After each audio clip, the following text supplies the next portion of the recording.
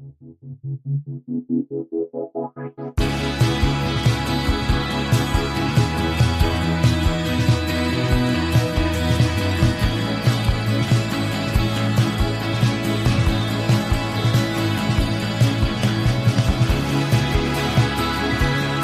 to 100 Words or Less with Ray Harkins.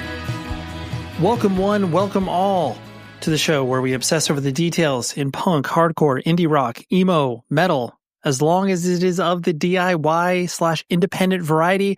That is what we care about. That is who we talk to. That is what we discuss in in-depth ways.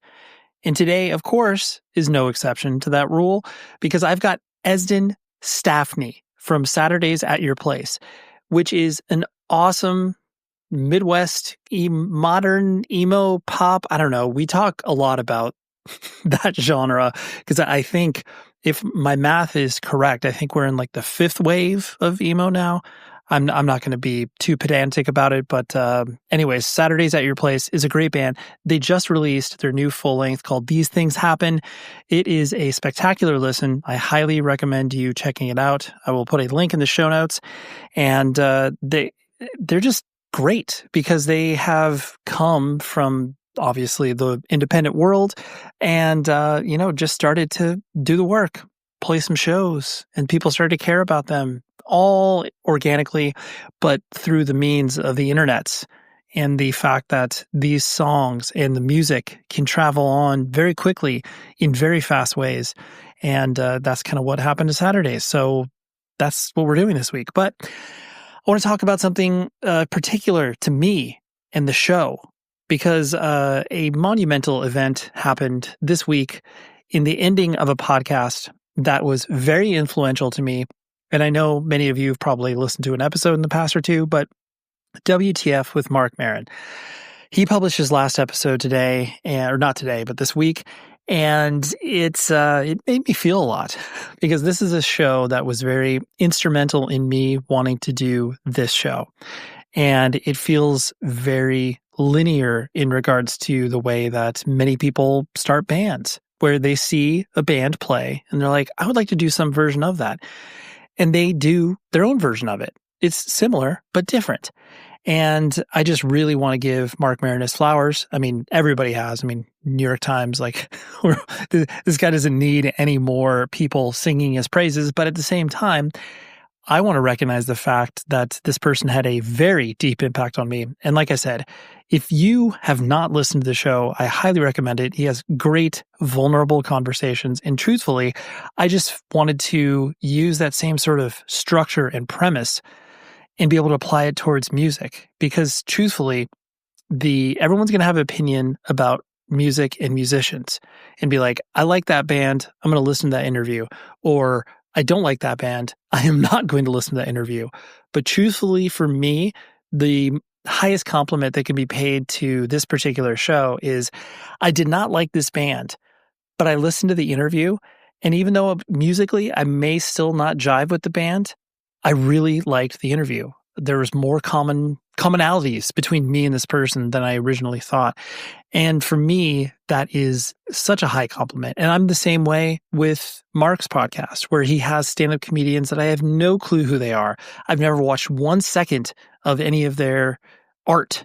And I find a human connection there. And I'm like, this is great. This is cool that this person's story was, compelling enough for me to listen to an hour of. So anyways, just have to give Mark Maron his flowers. Actually, in my weekly recommendations playlist, I tossed his last episode that he recorded with some guy named Barack Obama.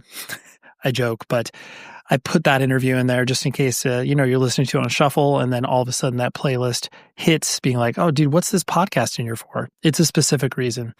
And for those of you that are paying attention, weekly recommendations, there's a link in the show notes where you will be able to consume all of these recommendations that I put forward on the show. And this week, I want to talk about an amazing band that I don't really think gets the credit that they deserve, a band called Monine.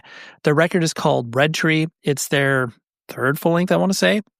Came out on Vagrant in 2006, and I just love this record. And I forgot about them, hadn't listened to them in quite some time, and started to dip back into their whole oeuvre. And then this record in particular just really hits. To me, it's the culmination of what this band is, where it's sweet, heartfelt, melodic, super energetic, jumping off the walls. And I love that combo. So if you've never listened to Monine, Red Tree is a great place to start. And I will include that in my weekly recommendations. And then, of course, tap into the show notes for a link directly to it. And if you want to correspond with the show, 100wordspodcast@gmail.com, and leave a rating and review on the Apple Podcast page, or simply leave a rating on the Spotify page. All of those things help out tremendously. And now let's talk to Esden from Saturdays at Your Place. It was such a fun chat. And we talk a lot about West Coast punk, which I am always thrilled to do deep dives on, and especially from people that come from not this particular area, because I find it fascinating that stuff permeated in different ways in different parts of the country. So let's go talk to Esden right now. Do you ever think about me? I bet you do. I get nervous and I can't speak. I'm trying to track now, and I think we're in our fifth wave of emo, if I'm not mistaken. I could be wrong about that. Yeah. I think so. Okay. I honestly don't even know. No. But that sounds good to me. That's fine. Well, we'll go ahead and start that. I jest with that because, I mean, once you get to like the third or fourth sort of iteration or generation, like it's, becomes meaningless now. It doesn't even mean anything. But your own personal kind of, I guess entry point to, the genre as a whole, because I know it's like there's the term means a lot of different things to a lot of different people. And I'm sure you approached it differently, or you approach it differently now than you did when maybe you first got exposed to it, or maybe it's the same. So, a long-winded way of me asking, like, what does the word mean to you? Is it more of a genre than anything else, or like just easy descriptor, or is it a little more loaded for you? I think that, like, the word emo, correct? Correct. Or like, yeah. I think for me, it means a little bit more, but not like, I don't know. The word itself, and like getting into descriptions of the genre and this type and that type, like that doesn't mean as much to me, but I know that there's a reason why I'm into it. And like, I think that goes back to like the reason why you get into it in the first place. And for me, that's like getting into like punk rock, and like I listened to a lot of the Fat Wreck bands when I was like in high school, like getting into that genre of punk rock and kind of diving out from there. I think that emo kind of has like, it kind of continues from that like mindset in that genre, and like that wave of music. And I guess for me, that's like what it means is just like, it's today's version of like punk rock, but I think anybody would say like something different there, Mm-hmm. Yeah, no. And I mean, obviously there's no wrong answers to that question. It's just one of those things where, I mean, especially when people get, worked up about the, true definition of either a music genre or how it connects to other genres. And it's like, well, at the end of the day, it doesn't necessarily matter if it's coming from, like you said, the same like core root of like the seed of punk rock was planted, and then now we have a forest or whatever. Yeah. No, I think that's a good way to put it. It all just has the same feeling to me. Like there's just like sentiment behind it. And like I didn't get into emo like early at all. I mostly listened to like West Coast punk music. And then I found Mom Jeans, which is like a really funny band to like get into emo on, because it's also a fifth wave band. And they were the first band that got me into it, and I love them. And like it's great. And then from there, I found like Mobo and like all those bands. You start going back, Tiger's Jaw, and it's just interesting, like, because I got into it way late, like Sure. way late. Well, it's cool. I mean, first of all, you're speaking my love language, being from the West Coast and the West Coast. I like to call it the epiphat bands, where it's like that. I mean, it makes me happy not only because I also like those bands, but like a person like you existing in Michigan can find a kinship in these bands that were like, Lagwagon from Santa Barbara or whatever, and you're just like, Dude. yo, I love want to. Lagwagon. You're like, I want to live there. I want to go there and hang out in Santa Barbara or whatever. How did that get exposed to you? Was that kind of like the typical sort of Tony Hawk Pro Skater soundtrack, or like what was the injection? Maybe. I think that was definitely part of it, but my uncle Brian, he was really into it, and that's actually sorry, my cat's being all right. And sorry. It's all good. My Uncle Brian, who is the father of our tour manager and manager, like my cousin Tyson, uh, he kind of got me into it. Like he kind of showed me that was there, I guess. And I didn't really check it out until it was time for me to decide to check it out. But um, that kind of opened my eyes to that world.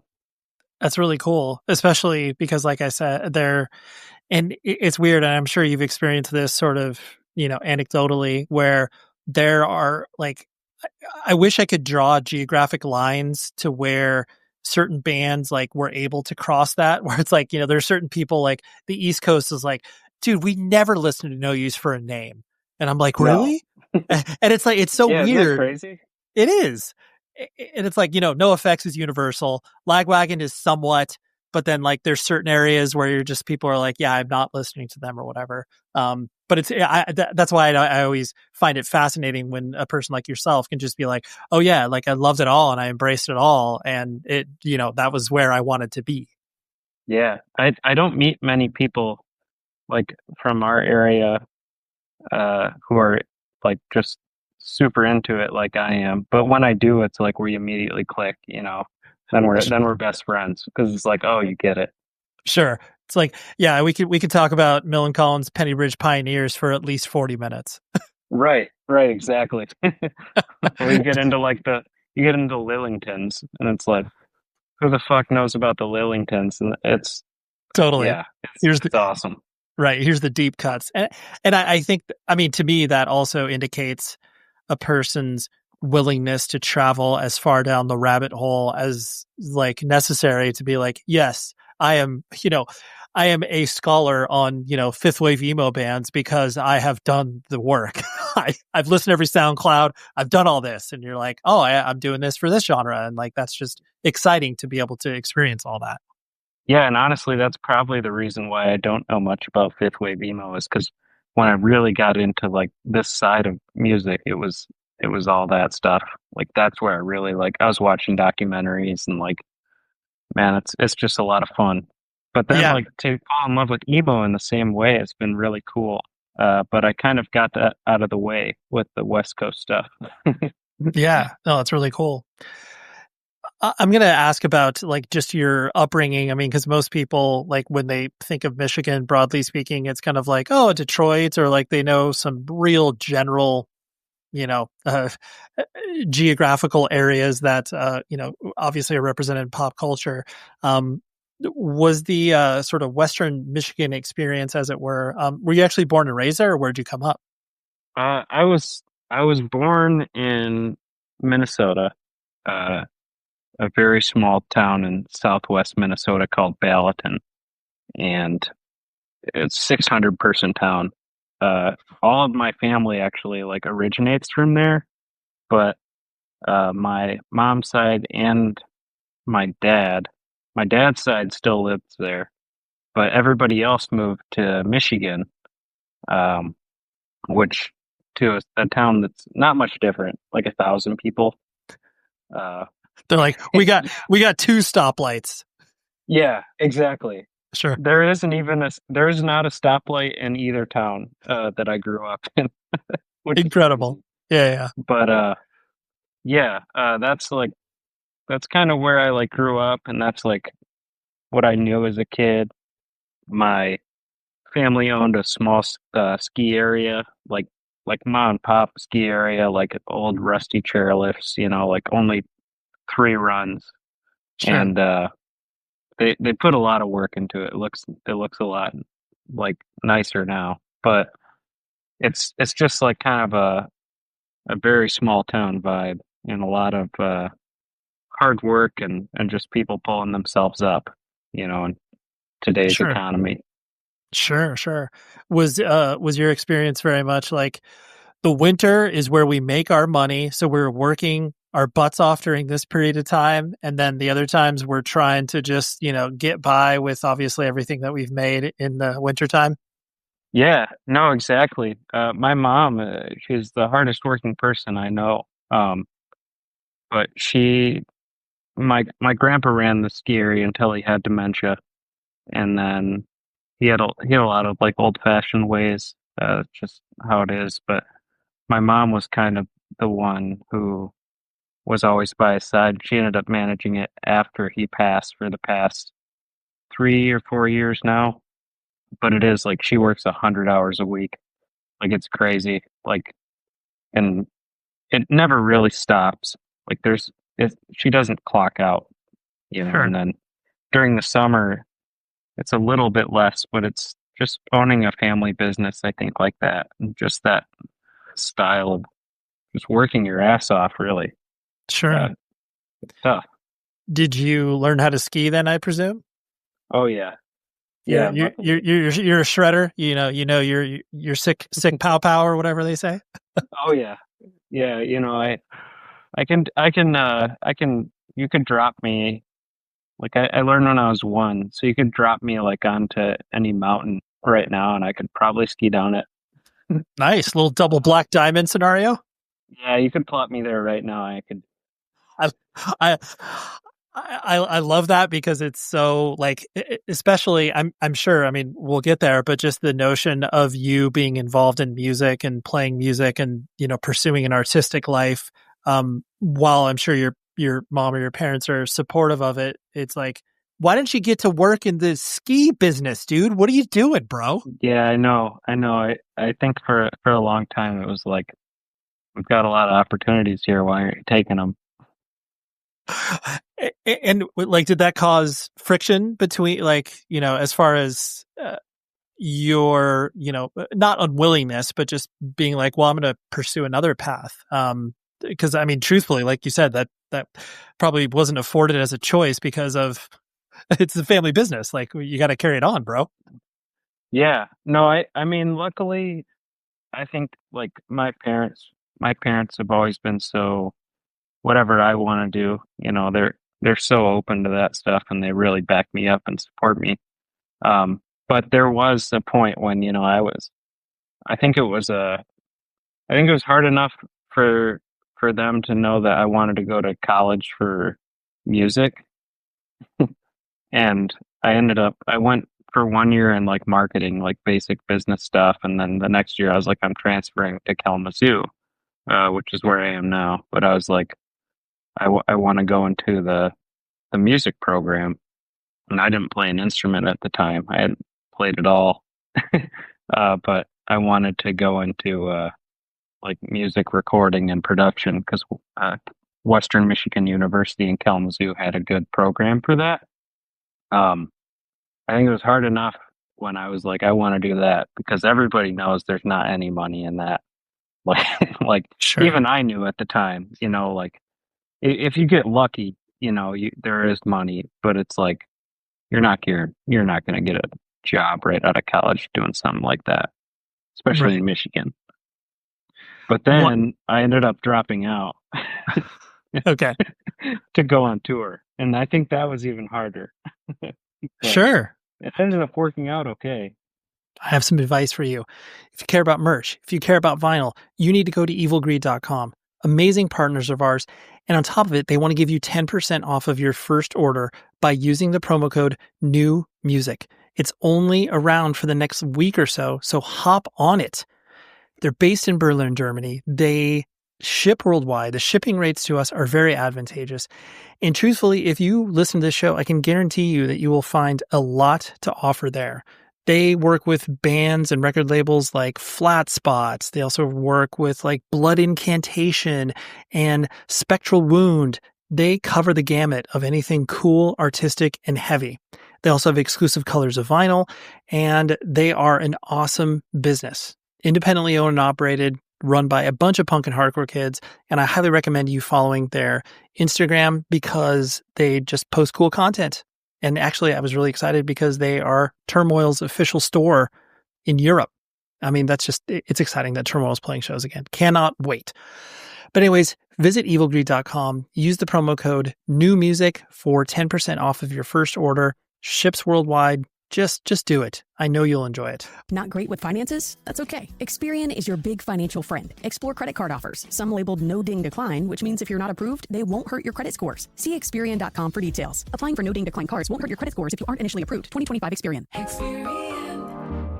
Well, yeah, I'm sure like the step for your parents to realize that like, oh, not only is he pursuing something that isn't going to make money when we have something in our backyard that makes money, and then on top of it, he's making even more what we would probably define as an irresponsible decision to go on tour. None of this makes sense. Yeah, but I will say, they always supported it. It's incredible. The whole time. So I got to give them props for that. Both my mom and my dad. They've always been so supportive. So it's lucky. Like I feel very lucky to get to come up with them as my parents and just a support system behind me. But it definitely, like it helped with the band. Like the ski area, the first van that we had for touring belonged to the ski area. But it was this, I mean, like the ski area is still a mom and pop ski area. It was a Ford E350 Econoline van, which I'm sure like anybody that's classic, toured has been in one of those. But it was like completely rusted out on the bottom. Like after like a year and a half of using it, the frame or the frame rusted out, so like we couldn't drive it anymore. But it provided some opportunities, which was great. Sure. So. Right. It turned into a Flintstones vehicle where you had to use your feet in order to move it because the bottom rusted out. Oh, we did that. We had brake lines rust out. Our second tour ever, we had our brake lines rust out, and it's like it was a lot of fun. We finished it though. That was with our friends Summer Brews, and they ended up just helping us out the rest of the way. Thank God. Sure. Let's pile everything into one van because this other one's not going to make it. Yeah. No, that's happened many times. Sure. So I find it interesting, like you said, the pursuit of recording when you had you done it at all, or was this just like, I know that this is something that is interesting to me? At the time, I was learning how to play bass. Like that was when I not proficiently, but I had like started to pick up bass. Because I had gotten into that West Coast punk, and of course, all the best players in those bands are all bass players. West Coast bass playing, that's nuts. Sure, that's Fab Mike, that's Matt Freeman. Like that's what I wanted to do musically. So I had been learning that a bit, and then the other thing that kind of got me into it was there was a portion of this program. It's called Multimedia Arts Technology. So it was recording, producing, but also there's a video aspect. And me and my cousin Tyson, who's now our manager and tour manager and videographer, he does everything. But we used to make a lot of like videos when we were kids. Like, so that was part of the reason too. Like we'd make stupid YouTube videos, kind of a passion. That's fine. I mean, all the stuff that you're talking about too, just that kind of typifies a lot of, for lack of a better term, like small town or rural life where it's just like, hey, like, what else are we going to do? Like, I guess we can go jump BMX bikes or we can do stupid video stuff. Like, that's it. No, yeah, there wasn't. Like, we definitely had to entertain ourselves. Sure. So I guess with the exposure of like the punk and getting more involved with caring a lot about that, was the conceit pretty early in your head that you wanted to like play in a band, or was that something that kind of revealed itself as you obviously started to become older? I never really thought I could do that. Like when I was learning bass, for me, it was just like, I just want to learn how to play these songs because they're so cool and I like playing along with them. And then once I moved to Kalamazoo, uh, that's when I met both Mitch and Gabe, through a mutual friend. Um, and I had been learning bass and I felt confident enough to tell this mutual friend, like, oh, I'll try to play bass in your band. And like, that's what I'll do. And that's kind of how we met. Like, kind of me and Gabe were in the same program, but Gabe was a couple years behind me, and the mutual friend was in my class. So we kind of met. And then Mitch was a chemistry major. He was the only one that graduated, by the way. He has a major in chemistry, and he actually quit his job at Pfizer to go on our first tour. Incredible. Yeah. So like, well, chemistry's always going to be there, I mean, the tour isn't. No, exactly. Yeah, that was kind of the thought, I think. But it's pretty crazy now in hindsight, because me and Gabe kind of always laugh about us, neither of us graduating to do this. But anyways, yeah, that's how it happened. Is we kind of we had like a shitty punk band that was not very good, and then a couple things shifted around, and Gabe came in, and it was, I don't know, from there, like I think I always saw it as like we could take this seriously. And once the lineup fell into place, I was like, man, this is a pretty good lineup. Like we should start pushing this thing. Right. This has all the right components as opposed to the stuff that you'd experienced in the past, which was limited, but you kind of know it when you see it. Yeah. Yeah, definitely. Wicker Wood Works is the place that you can buy amazing vinyl storage units. I don't care if it's large, small, or anything in between. They have the goods. And if you have any vinyl whatsoever, whether it's a massive collection like I do that is quite burdensome, but I have a piece of furniture from them that just makes everything sing. For my record player, the way it fits into there, it's a beautiful, beautiful thing. But they want you to save by using a promo code 100 words for 10% off orders of over $500.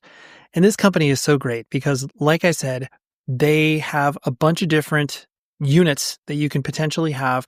It's got little drawers, and on top of all of that, it's custom made. So like whatever you order, they are making it at their studio in the Pacific Northwest, and they ship it to you fully assembled. I cannot sing enough praises of this company. And trust me, you'll fall in love when you go to wickerwoodworks.com and then use the promo code 100 words for 10% off of orders over $500. So to make sure I had that correct, I was almost going to say some offer that wasn't valid, and that's not cool. But go visit Wicker Wood Works and buy stuff to store your vinyl. Now, with the first punk stuff, who were you trying to, rip off and, build inspiration off of to be like, oh, yes, we want to sound like, these bands? It was definitely like, man, I'm trying to think. I know that I was just playing bass, ripping off fucking No Effects. Like, that's what I was doing. And sure. Then I know that we covered Black Sabbath, but I wouldn't call that that's not a punk band. Sure. But, it was just, the Dead Milkmen, or what's that? Yeah, Dead Milkmen. Yeah. Yep. Yeah, that was one of the songs we covered, and I think the guy who was singing at the time was like, I want to play songs that you can drink 10 beers and still play perfect. And we were all, and I think that the rest of us were like, well, I think we want to play a little better songs than that. But sure. It was like, it was fun at the time though. Like it was, and at the time I was like, hell yeah. And then eventually, we moved on from that just really fast, like Right. punk music. Like I Yeah, kind of want to be a little more ambitious. totally. I just like the idea of like, hey, could we play like buzzed and not faded? Like, there's a scale here, right? Yeah, yeah, exactly. That's amazing. And so once the the lineup, like you said, started to come together and congeal, and you felt like there was a tingle there, so to speak, in regards to the songs that you were writing. Um, did did it feel natural for you to kind of step into the role that you were in? I mean, I know that obviously everybody has to kind of find their place within a band, and sometimes the singer is not by default. It's just by like, oh, you're the person that can sort of hit a note. Like, here you go. How did that kind of flush itself out when you guys were figuring it out?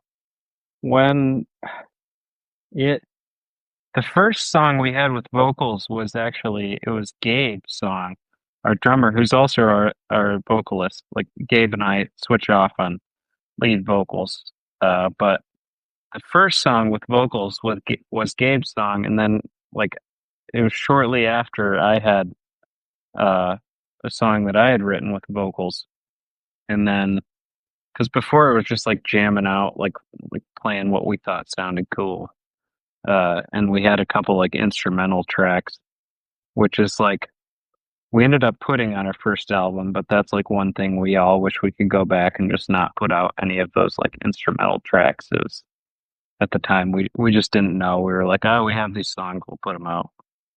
But no, me and Gabe kind of started singing, and Mitch, our guitarist, he was doing backing vocals, and pretty much from there, like it was pretty much just like all three of us were just down with what we were doing, and Gabe would bring a really cool song to the table, and I would bring a cool song to the table, and we'd all just like it, so we'd go from there. It happened pretty naturally, I'd say.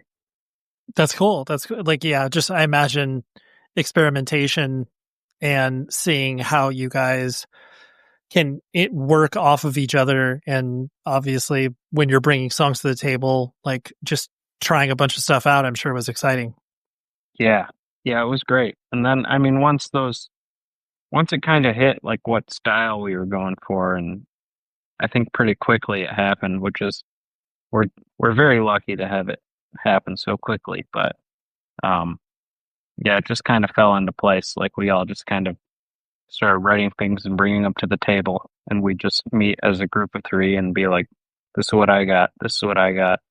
Mm-hmm. Like let's make these things, and we just kind of go from there. Sure. Did it quickly become apparent to you that you wanted, like you said earlier, like the idea of, taking it seriously? I'm using air quotes because that can mean a lot of different things to a lot of different people.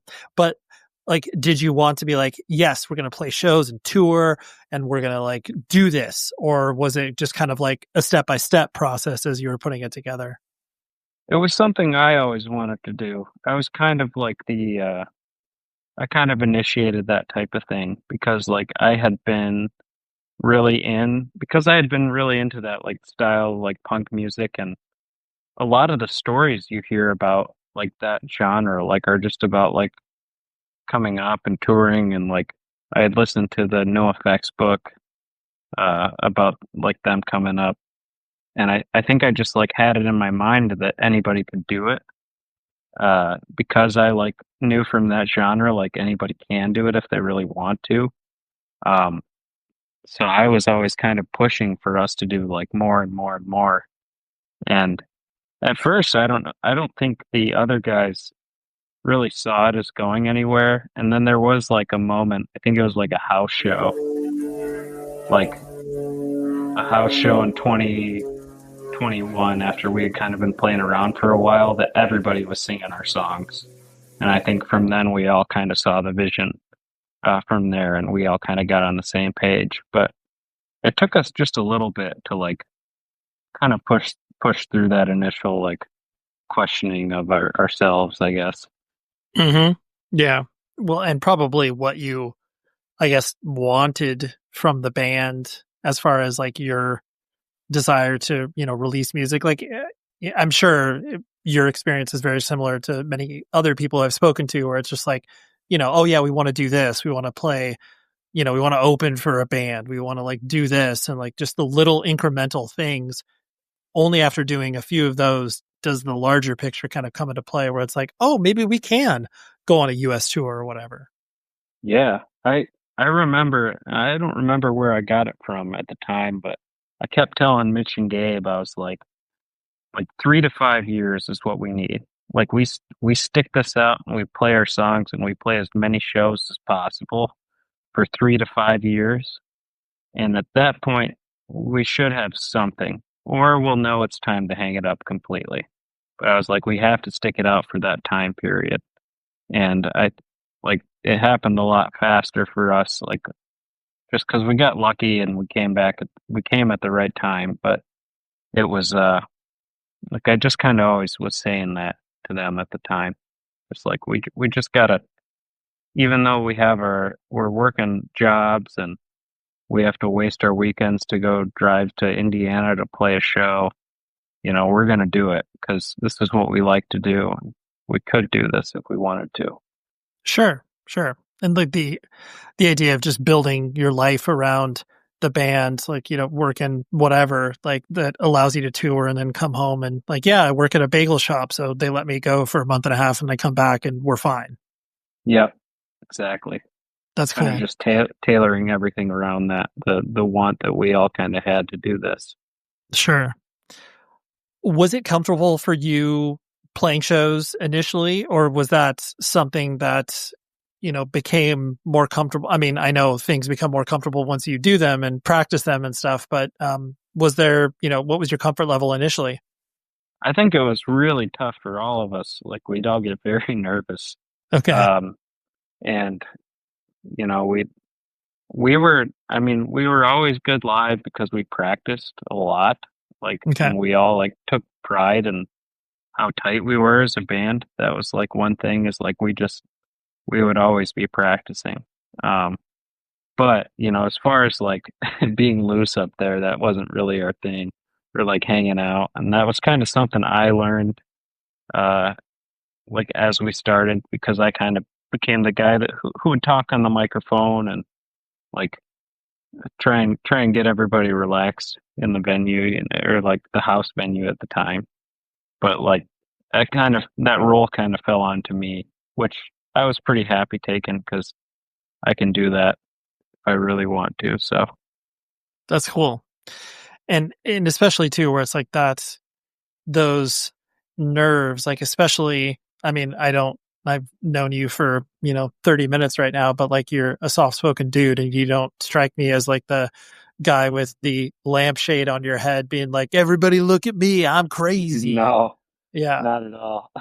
So I imagine that experience of flexing that muscle was, difficult, because it's like, well, I like playing music, but I don't really feel comfortable just like getting up there and, trying to be an entertainer on top of it. Like none of this makes sense. No, it all feels so ridiculous. It does to this day. Like most of the time, even when I'm playing shows now, it's like I'm just kind of up there like smiling and laughing, because I'm like, I'm talking to all these fucking people and they don't know me.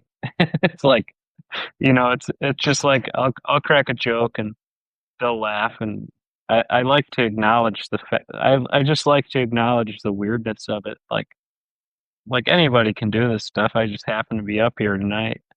Right. Totally. Hey, you know what you guys can do? You can obviously start a band, have your song, go viral on TikTok, and then you're there, guys. That's all you need to do. No, that's literally it. Yeah, that's it. When I saw Mom Jeans for the first time, I remember he was talking up there and he's like, anybody can do this. And I was like, yeah, that's probably right. And then now I get up there and I say the same thing. I'm like, anybody can do this. If I can do this, you can do this. Like, you should try if you want to, because it's probably there for you.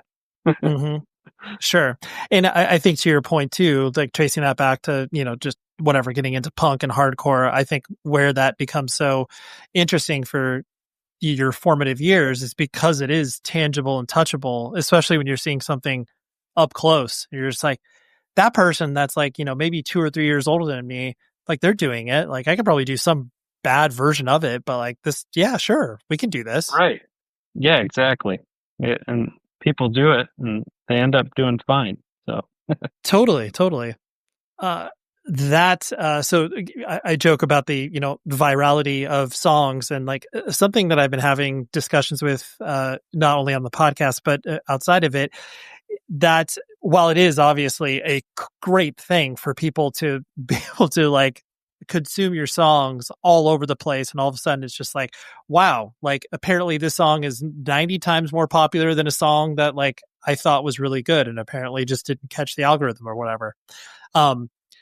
It clearly it helps the exposure. Have you noticed in regards to the connectivity that you feel when you're playing shows live, like clearly that song is obviously going to get a larger reaction than, your other ones or what have you. And that's typical of most bands.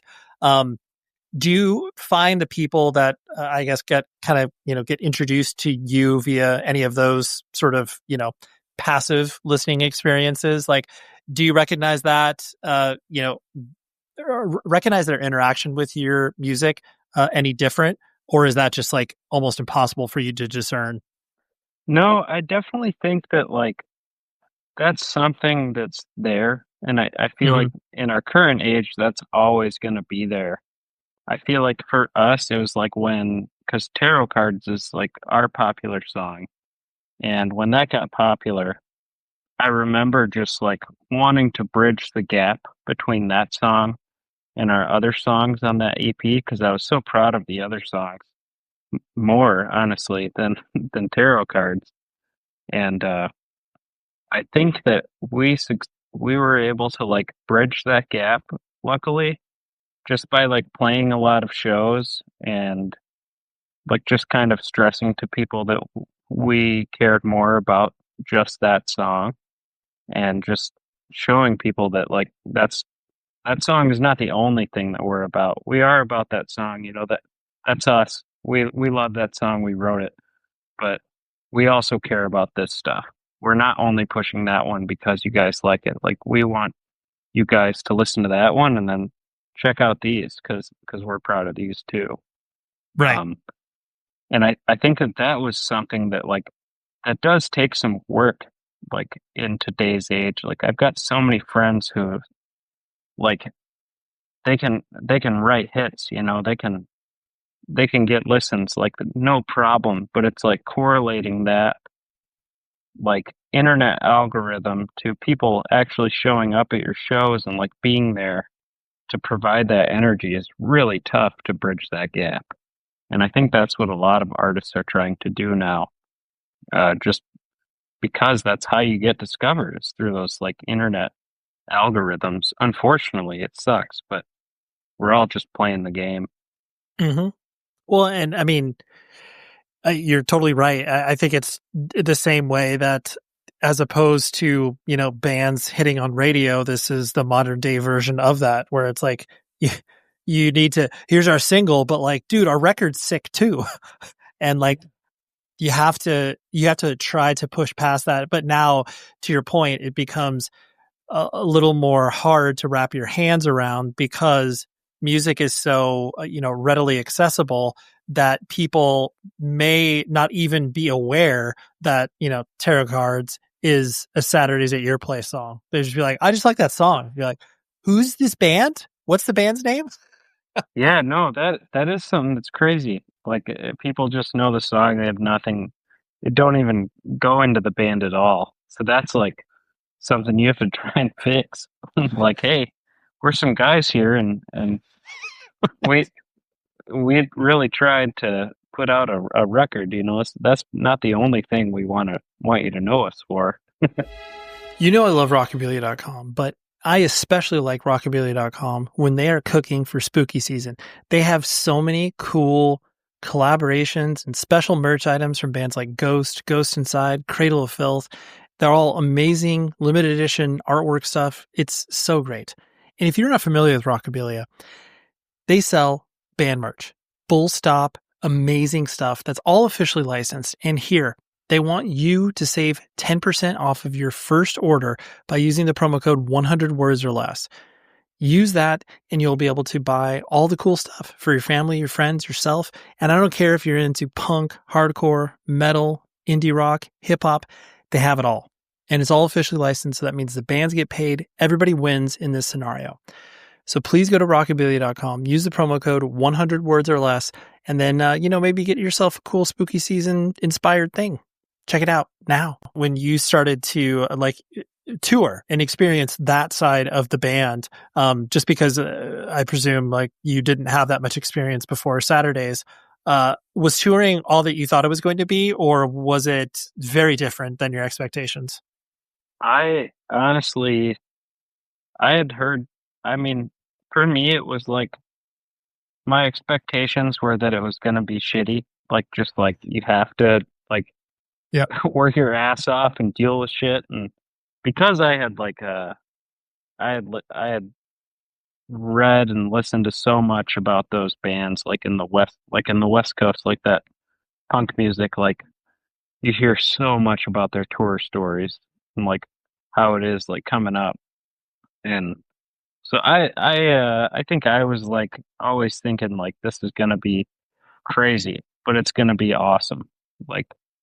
You sacrifice comfort to do something that you love. You sacrifice having money to do something that you love and want to do. And I think that honestly, I think all of us knew that that's what we wanted to do. So we were willing to give that up. We were willing to give up our weekends. We were willing to take all of our vacation time from our jobs to just go sleep in the van and eat peanut butter and crackers and cans of beans and ramen, on a camp stove. We were all just ready to do that because it just seems so cool to just play music in front of people. And it still does. It's still worth it. But at the time, it was just this thing. We were we want to do this, and we're going to do it no matter what. The core idea of it, no matter what, it's going to be different for each person and band that experiences it. But it's I think probably where the expectations divert is the either emotional toll or the fact that it's oh my gosh, I wasn't expecting to be, this tired or miss home or whatever it is. No, after the first honeymoon phase of just getting to do that, wore off, man, it was fucking hard. It was very hard for me. Just our first 6-week tour, being away from home, I'm not really a person that likes to leave my house, really. Right. So when I go out into the road, it's just, that was really hard, to be gone for that long. And when we did it for a week or two, it was fun and it was tough, but we'd always get to be back home right away. But our first few long tours took, it was a learning curve.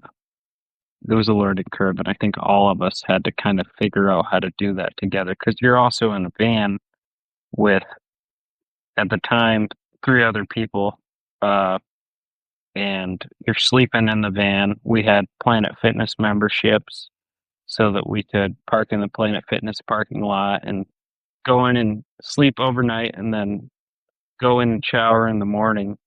I think that took a lot, for us to figure that out. And eventually, after a couple tours of doing that, we ended up, it was actually the Wax Bodega tour that we did in spring of 2024.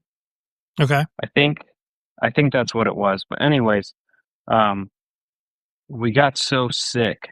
We had been on half the tour and we were only sleeping in our van, and we got into Denver, and we slept in our van during a snowstorm and woke up and we were all so sick.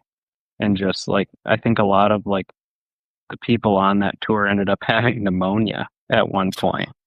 Brutal. It was horrible, but we just weren't getting any better. we we're sleeping in our van, and eventually we were like, dude, we gotta like get some real rest because we're like not recovering from basic like sicknesses.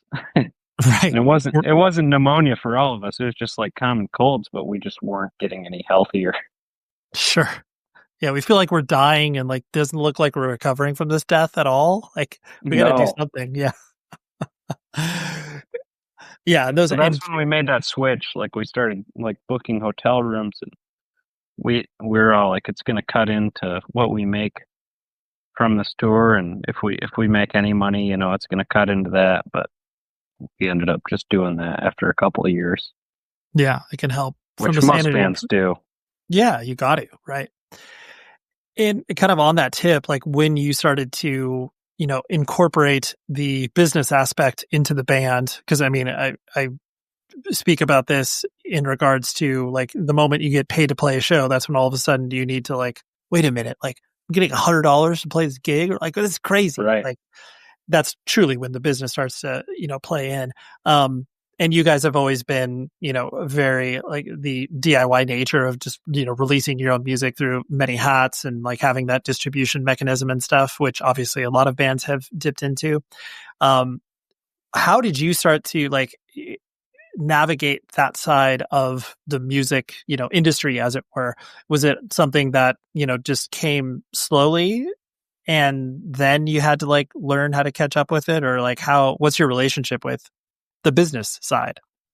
For me, I feel like it all happened so fast, and so when we went on tour, it was me, Mitch, and Gabe who were in the band, and then my cousin Tyson, who at the time would just come along and like help drive and film our tour vlogs and post those on YouTube for us. Like he kind of was a videographer at the time. But as we started to notice, like we're gonna have to start to play the game, as far as like business wise, we're gonna have to start to play the game. We kind of came to a decision, like the three of us were like, we want to bring Tyson on, but kind of just have him learn the music industry and take care of that for us and become that fourth member that handles the business and can deal with that stuff while we worry about the music and playing the show. And I think that was a really big decision for us at the time. And we were lucky enough to where Tyson he didn't have a job at the time, and he could come into it like, he didn't ask for any money. It's just like, I just want to, you know, if we make money, I'll take some. But, you know, I'm just going to be here and do it, like, because I believe in this too. So we all kind of came into it like that. And being able to have that person who can handle the business for us while we kind of worry about the creativity was a tough learning curve, because I think I had always handled the business before, and I didn't really want to let it go because I felt like I really understood it. But eventually, like, we got to the point where we could just worry about our art and have the one person worry about that side of things. It sounds very simple to say, but like that's a really smart decision, especially when you start talking about having to wrap your arms around all of these things that could essentially influence what you are as a band, especially like, I mean, yes, you could look at like where hardcore is these days to be like, oh yeah, like hardcore is as big as it ever has been. And like, so you can be a huge band. Doesn't matter. You can yell in songs. It's fine. But like, there's always going to be pressure when you write catchy music that is going to be like, well, hey, we could probably move up to the next level. We could probably be like this thing if we put a little more polish on this or whatever. And so there's always going to be, and like, if that's truly where you go, like that's your own decision. But, sometimes it's really hard to kind of have that firewall between you and being influenced by like all the next step or whatever. Yeah. Yeah. For me, like it was tough because our last record, this current record that we're putting out, was so hard because we were writing it for years. Like it was a long time of slowly writing this thing. And I had such a hard time viewing every song like a product. Like after I knew that people were gonna be listening to it, like we had our EP take off, and people were expecting stuff from us, and the biggest comment we would get is like, so excited for LP2. Like that was just constant. It's like, can't wait to hear LP2. And to see that stuff as we're writing it, it's like it puts so much pressure on it, because it's like every time you're sitting down to write, you're thinking, yeah, I like this, but are the fans gonna like it? Like, is this a good thing to be putting out right now? And I kind of had to just have a clean, hard break for that mindset. Like at a certain point, I was like, I can't be thinking like this anymore. Like I have to just be making this music for me. Like I can't do this if this is what it's about. Like I just have to make it for me and then put it out. It has to be my creative outlet. Yeah. And that was really helpful. And I think eventually that kind of helped us finish like this album. I mean, truly, like the way you're describing it, it's like disassociation of like, this is the wholeness of me as a songwriter. I need to like ignore this 20% and then focus on this 80% of doing it like that. But that's, I mean, to be able to, you articulated it well, of like having to balance that and then ultimately ignore a certain aspect of it. I think that's commendable of you. So way to go. Way to not, be pulled down by that. I mean, you will eventually. You can only outrun it for so long. Right. Eventually we have to give in. Yeah. I mean, eventually you're going to be Blink 182. I'm sorry. That's just where everybody ends up. If we end up getting there, just know I'm happy to be there. Listen, if we end up putting out to bad music and people end up getting it anyways, hey, I'm doing all right. Listen, well, be careful. I mean, there's only certain Blink records that aren't that good, but but if you are reaching the level where you're putting out Neighborhoods and people are liking it, then yes, you're doing something right. Right. Yeah. Good job. Yes. Right. Totally. A few last things was the, like once you started to see the, groundswell of support, like in real life, like when you're being like, hey, we're playing in front of not only a lot of people, but like people who it's like, I don't recognize one person here. Like, are there any friends here? That starts to kind of, rejigger your experience from a live perspective. How did you handle, besides like what we were talking about earlier, like still just being kind of like anybody can do this, like, just being a kind of idiot on stage or whatever. Was that like, I guess the mechanism that you leaned on in order to make yourself feel more comfortable in front of bigger crowds? I think that there was a time like where it started to feel like just pressure, like when everybody started singing and people were there to see us, and if I hung out by the merch table, like people would come up to me and ask for my autograph, but that was really cool. And I think that for a long time it's like, man, this is awesome.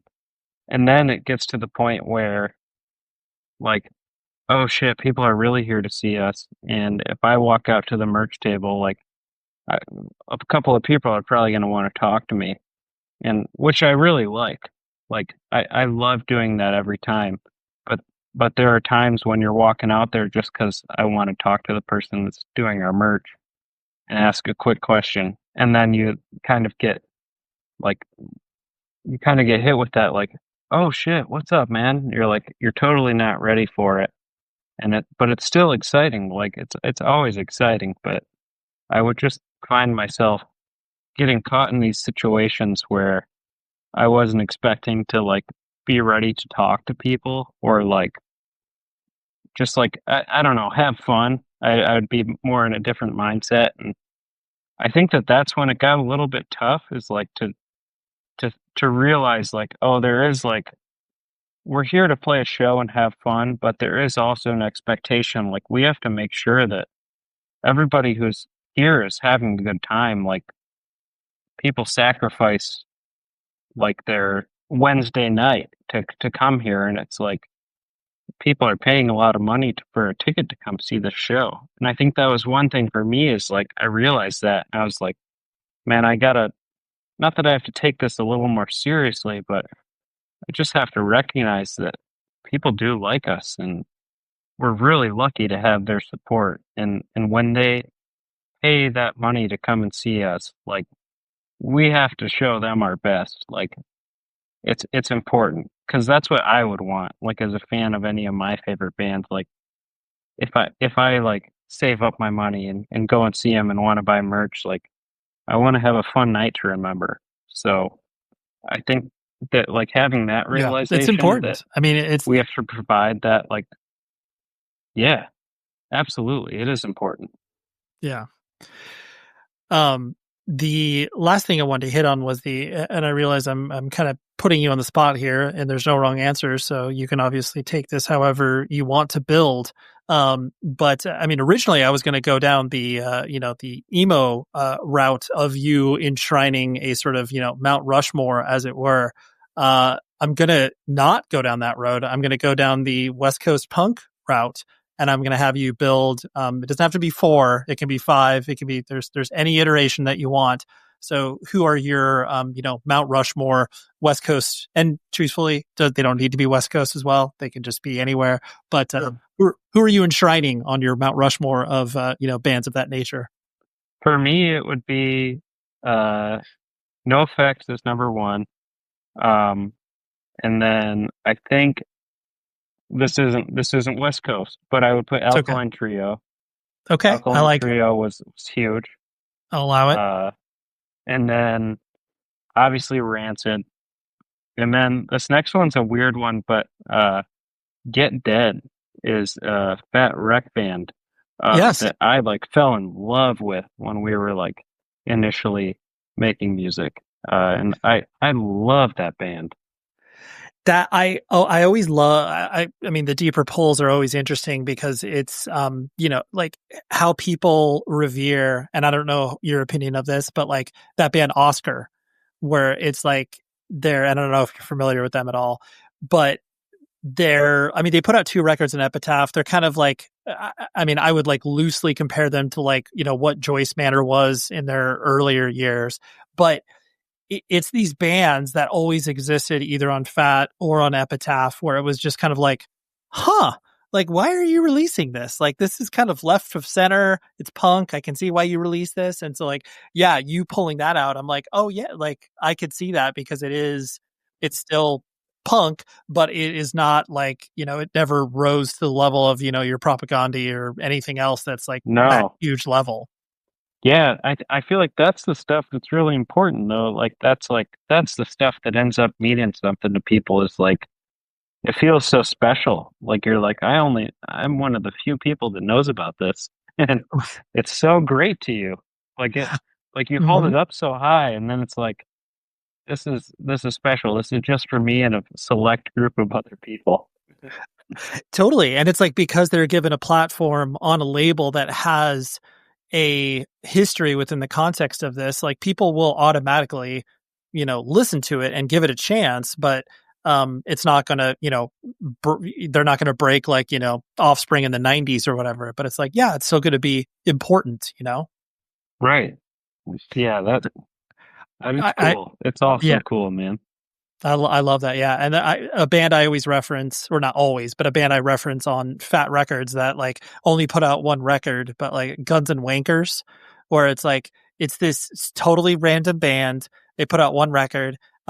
It's like just total like skate rock, like awesome stuff. But it's like, those are the records where it's like, they just live in this weird, infamy where it's like, I mean, for people like you and I who go way down the rabbit hole, but right.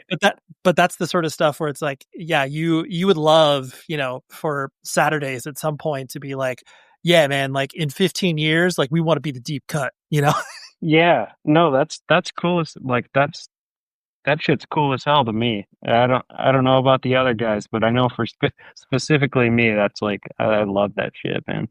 Yeah, that's long live the deep cuts, like the popular stuff is cool. Alkaline Trio is great and everything, but yeah, the deep cuts are always like, that'll be the whatever, the crust of the pie. I don't know what metaphor we can use. No, there. I think that sounds about right. The Yeah. crust. You get to the last bite and you're like, this is the best bite. Okay, people, how fun was that discussion? I love Esden and just a great hang. Really recommend the band and listen to their record. Also, huge shout out to his publicist, Jamie Coletta, who is just a great human being and love working with her. So thank you, Jamie. Let's talk about next week. It makes me so happy whenever I'm doing these outros and then I realize the juxtaposition of bands and sounds and experiences. So next week, I've got Patrick Cozzens from Restraining Order. Awesome hardcore band from the sort of Western Mass, Connecticut area. They encompass a wide, 150 mile berth. But they just released a new record, and the band is so incredibly hardworking. I just had to know more about them because, truthfully, they've kicked around in the hardcore scene for a minute, and I've never met any of them, never ran across any of them. So it was fun for me to get to know them. So that's what we got next week. Patrick, the vocalist from Restraining Order. Until then, please be safe, everybody.